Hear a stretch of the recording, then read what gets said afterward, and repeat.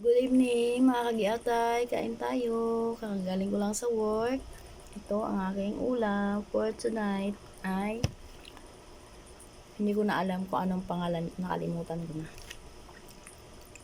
Galing to sa Bacolod, dala ng lola ng aking asawa. Ngayon niluto ng aking bayaw, ginataan na may gabi. Ng gabi. Ang sarap.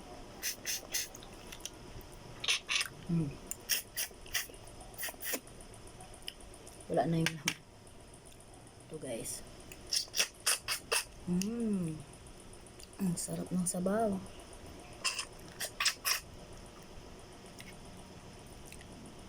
Tagal ko na hindi nakakain ito. Dami nito sa Mindanao.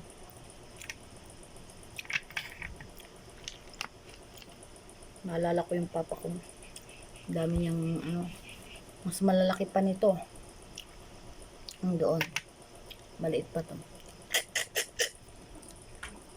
Malaki pa yung nahuli ng papa ko.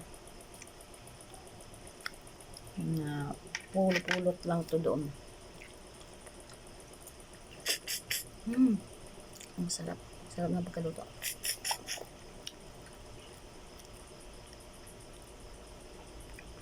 Ginataan.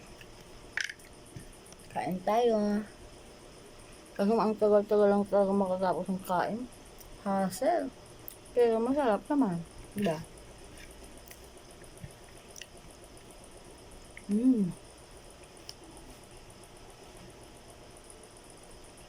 Nakakain din sa wakas. Ang sarap.